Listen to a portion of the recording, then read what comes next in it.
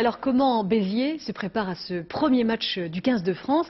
Quelle est l'ambiance dans cette ville qui est l'un des berceaux du rugby et dont le club aura dominé le ballon ovale pendant une quinzaine d'années? Voyez ce reportage de Jean-Sébastien Fernandez et de Jean-Jacques Buty. Stade de la Méditerranée à Béziers. La France y organise ce soir son premier match de Coupe du Monde, Namibie-Fidji. C'est ici aussi que le 15 de France jouera demain à 14 h contre le Canada. C'est le match que tout le monde attend. Ces jeunes-là ont des places pour ce soir ou pas? Au club, Michel Palmier règle les derniers détails.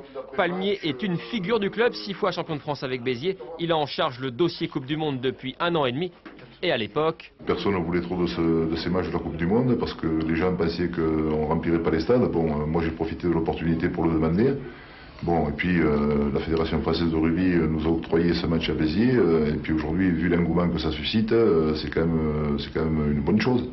Et aussi un sacré coup de pouce pour un club qui a marqué le rugby des années 70 et 80.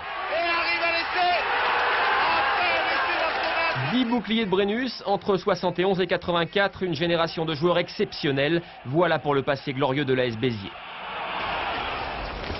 Cette année, le club a été relégué en Élite 2 et la Coupe du Monde ici, c'est l'occasion de renouer avec les sensations du haut niveau. C'est un choix du cœur, oui. C'est vrai que peut-être le public, pas celui de Béziers, mais le public en France aurait préféré voir l'équipe de France démarrer dans un stade qui maintenant a ses lettres de noblesse, le Stade de France. Bon, maintenant, on ne peut pas tout faire non plus au Stade de France. En ville, aussi, le rugby s'affiche. Les supporters sont là. Il y a comme un air de déjà-vu. Mais le ballon rond a laissé la place à l'ovale. Ici, dès le plus jeune âge, le rugby est une religion qui a forcément ses dieux.